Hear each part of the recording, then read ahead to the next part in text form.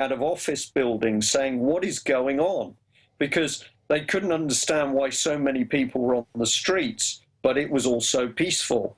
And in a world of universal deceit, telling the truth is a revolutionary act, Eric Blair, a.k.a. George Orwell, and we're going to show a little clip of that here. But again, British tax protesters arrest judge in act of lawful rebellion, birth of British Tea Party, chaotic scenes as police clash with demonstrators. But it goes over that video. Paul Joseph Watson wrote about that. Now, we've gone an hour. I know it's midnight out there where you're at. Brian Garish joining us, ukcolumn.org.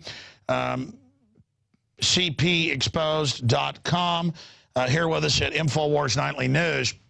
Now that we've covered for people how the government mafia operates and how this collectivist tyranny model is metastasizing, let's just spend 10, 15 minutes on the really sordid details, and I'm going to just sit back and let you roll. It's just that this Savelle story is exactly like we saw with Sandusky, who was just the madam procuring these poor little children for people above them. I mean, it's all come out, and no one's getting in trouble above them, that they all lied, they all knew.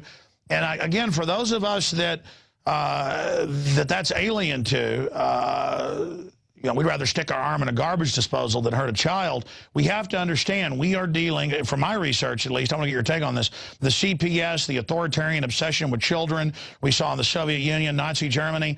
A lot of authoritarians get into this because they want the uniform and they want the power and they want to be able to carry out murders and tortures. Some are into women, some are into children, some are into just torture. But this is literally a legion of doom we're facing, and this new case, now with investigations in Parliament, this is a crack into the demonic world of these people. And you're over there, and you've talked about this for years, and now it's really coming out, which is another victory for humanity after so long.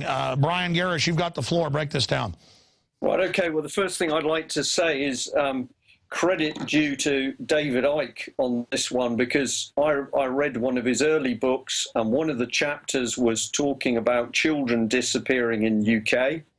I really didn't know anything about that subject, but he mentioned some things in my local area, the area where I live, in Plymouth in England, and it made sense to me. When we started the UK column newspaper, the first thing that happened was that people would ring us telling stories about their children being taken away falsely under false pretenses by the child protection system.